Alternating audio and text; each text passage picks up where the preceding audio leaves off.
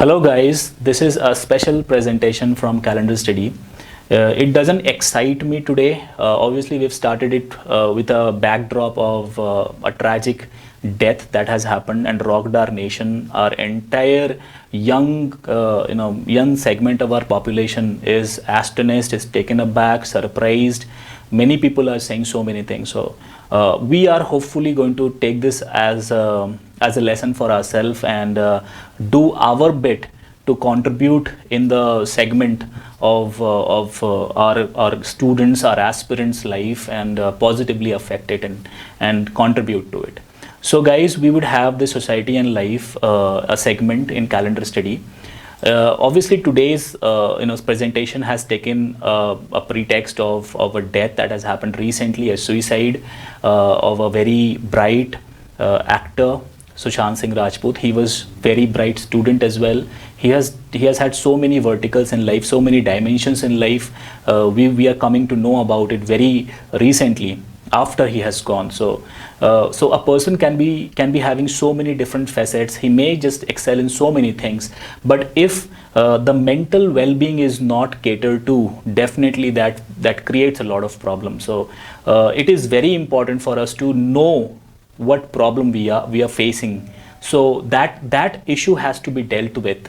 We all are so concerned whenever we feel some physical problems, we like any kind of metabolic disorder. If we get hurt, our hands are broken or something like that. If some physical unwell being is there, we definitely go to a doctor, get it sorted.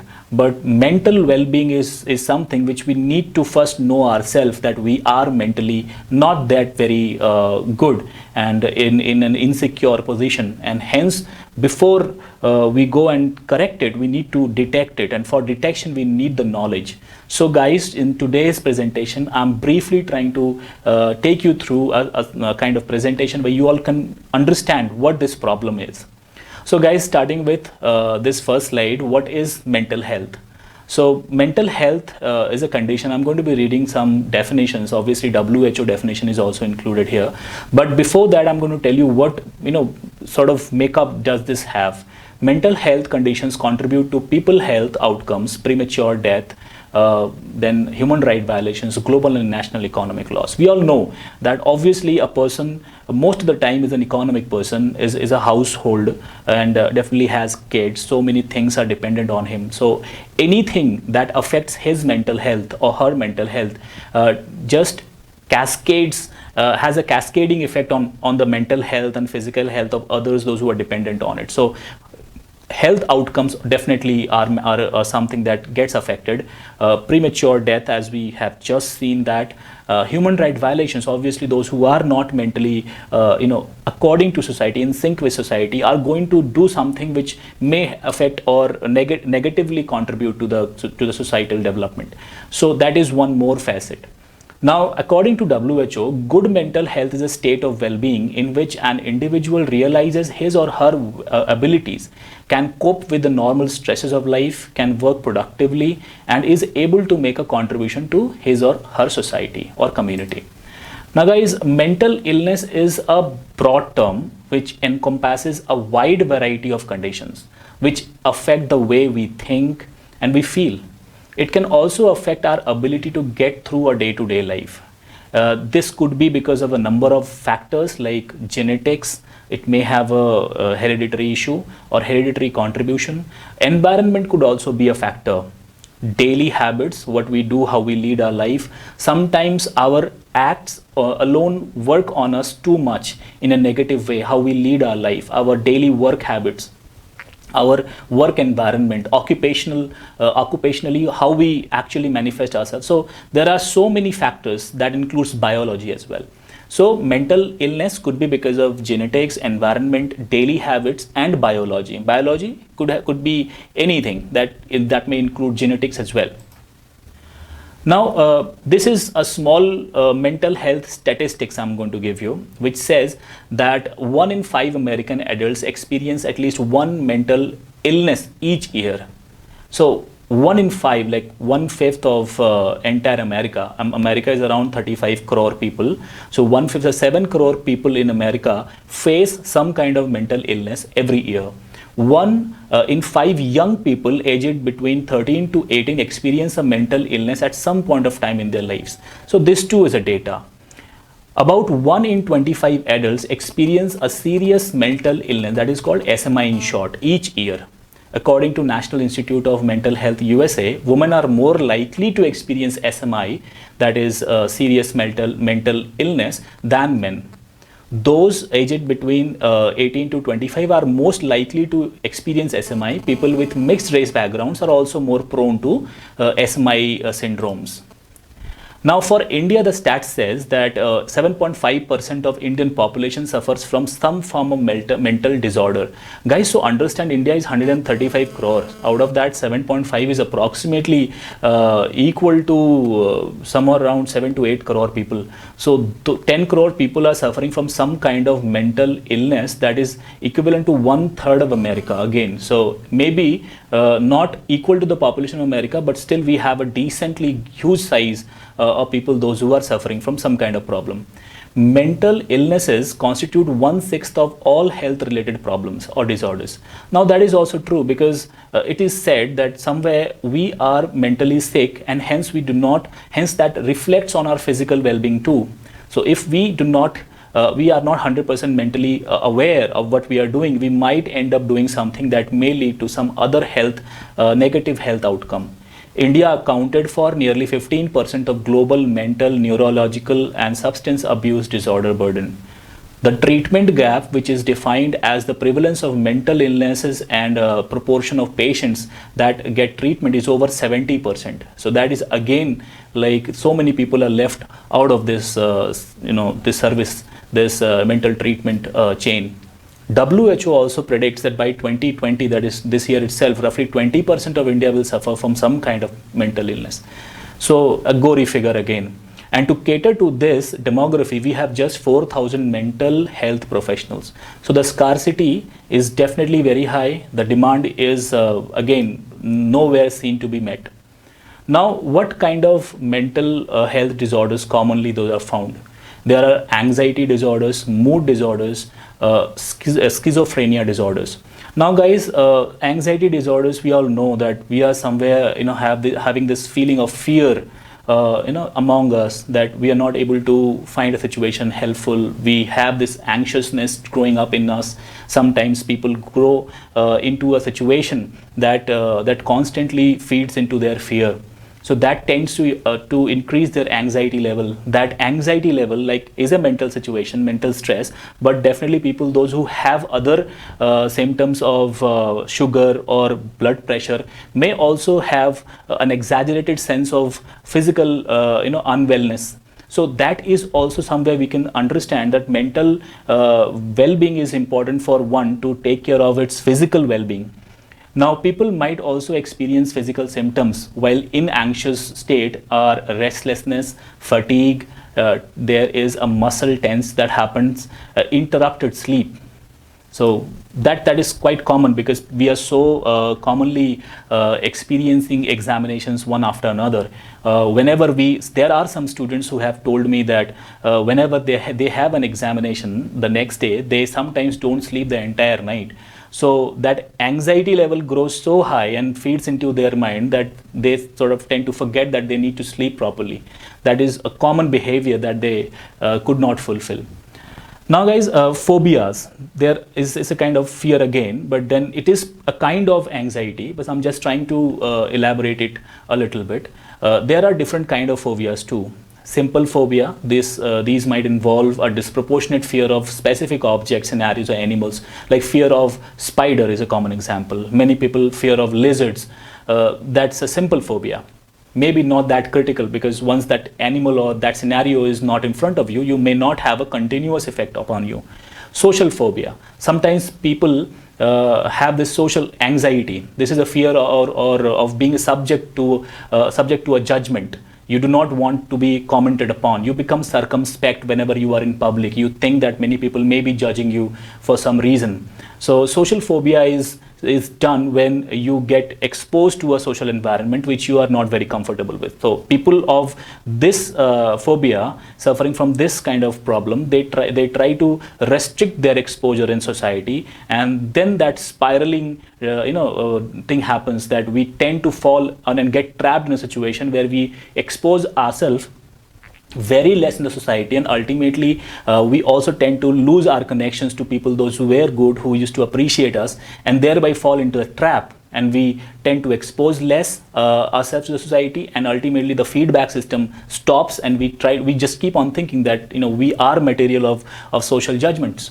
Now there is another kind of phobia, which is agoraphobia. This term refers to a fear of situation in which getting away may be difficult, such as being in an elevator or moving train.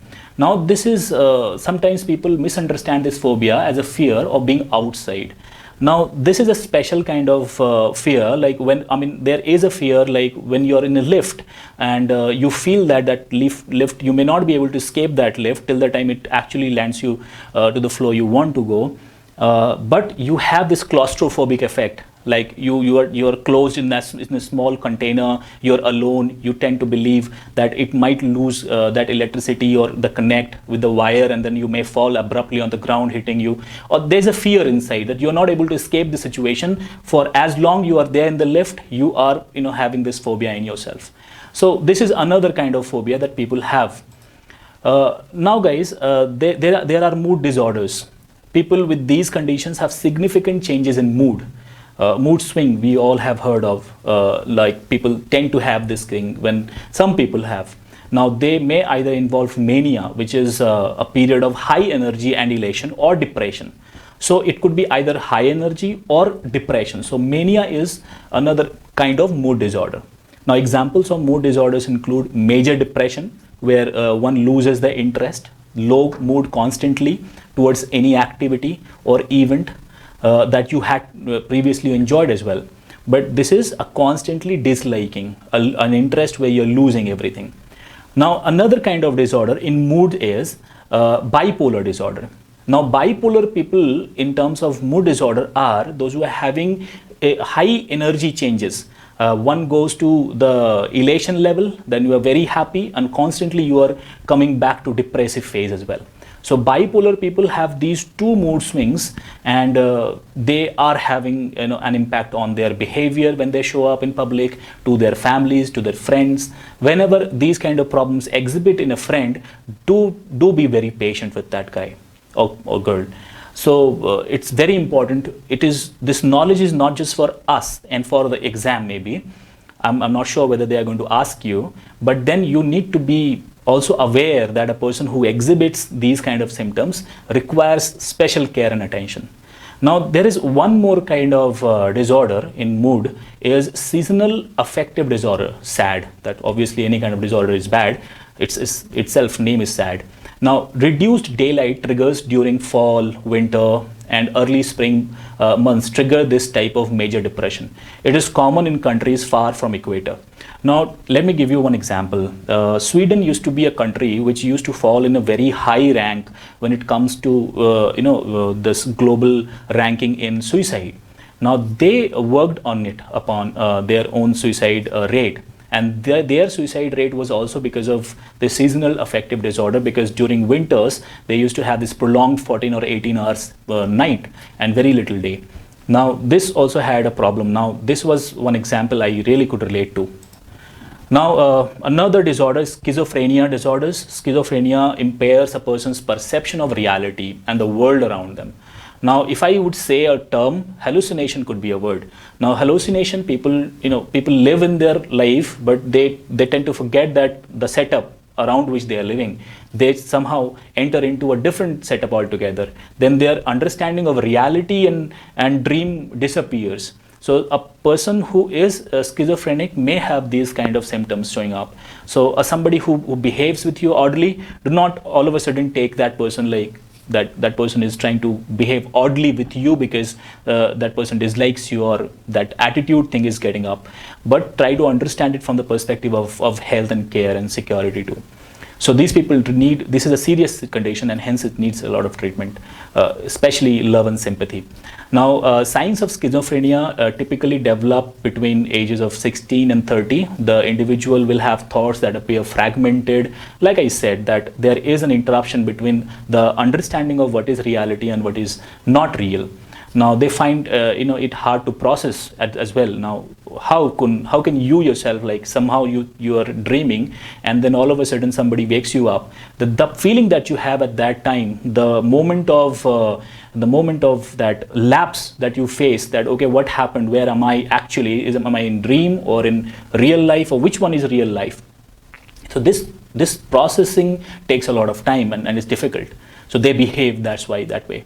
Schizophrenia has negative and positive symptoms. Positive symptoms include delusions, thought disorders, hallucinations, and negative symptoms include withdrawal, lack of motivation, or a flat or inappropriate mood. So these are symptoms. Now guys, there are early warning signs. Like I said, that all along I've been telling you that these could be symptoms and we all have to keep an eye on it and be a little patient ourselves. We all are human beings. We may also have our own time when we are not good, but still we have to look for people, those who are behaving in a certain way and not react back. Now, experiencing one or more of the following feelings or behaviors can be an early warning sign of a problem. Eating or sleeping too much or too little, feeling helpless or hopeless, thinking of harming yourself or others, feeling unusually confused, forgetful or on edge, angry, upset, worried, scared, insecure, pulling away from people and usual activities. That's where I said that it could be, it was one among the previous one we had just gone through. Loss of self-esteem, excessive sleeping, loss of interest in activities, sudden and unexpected decline in academic performance. Now that could be one. Weight loss or changes in appetite, sudden personality changes. So these are all physical manifestations too. So when we are mentally not appropriate, we also tend to exhibit that. So we Indians keep saying that what is there in our mind shows up on our face as well. So that is the physical manifestation of anything that goes wrong in our brains. Mental health could be treated. Now there are treatments which are been researched into. Treatments for mental health disorders is not one size fits all. There's no tablet for that. There is no composition that could be framed and with APIs and you can make a tablet and that could be sold over the counters. It is more on the softer part.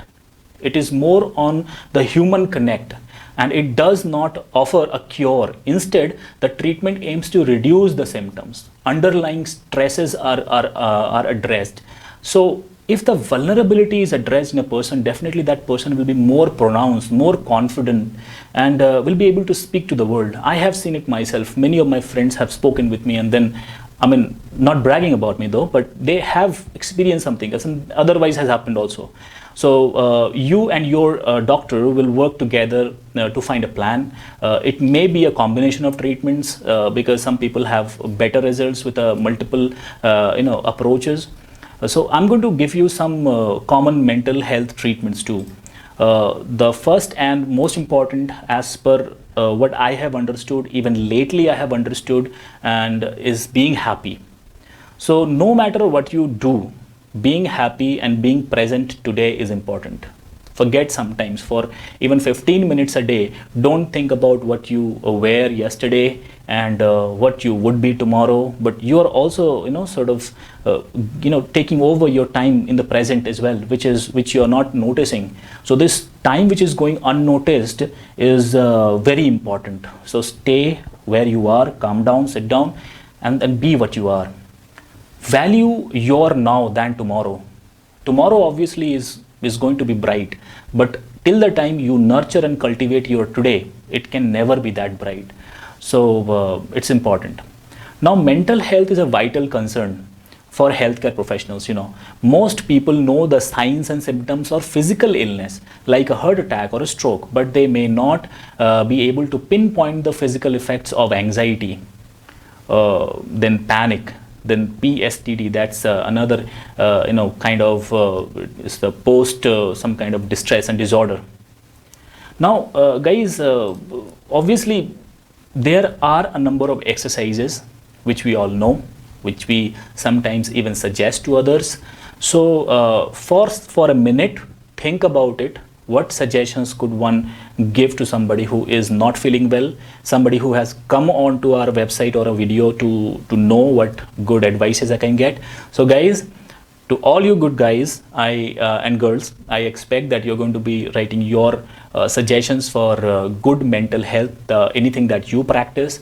Try to just pour in here. We all would also know, and if something that we can copy, we can definitely go ahead and do that. So guys, I'll just leave you with one. Sleep better.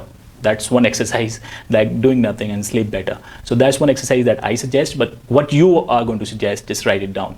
And I hope you all would be aware of yourself, your mood swings. The person who is more aware and informed would take an informed choice, an informed decision. So an informed guy is always better than an uninformed. So this presentation was for you to know about the problems of mental health and to what extent we all can segregate about this one or two word, and to what level we can keep it segregated and understand it separately. So guys, for you it was. I hope you liked it, and if yes or no, just share your thoughts. And do give me a feedback if you feel, and if any topic that you want us at Calendar Study to discuss with you, we can definitely reach out through this medium. And today's content was taken from obviously learned sources: WHO, Medical News Today, Britannica, Wikipedia. Guys, if you like it, you do share it with your other friends, other pals. Be free, be happy, and take care. Bye.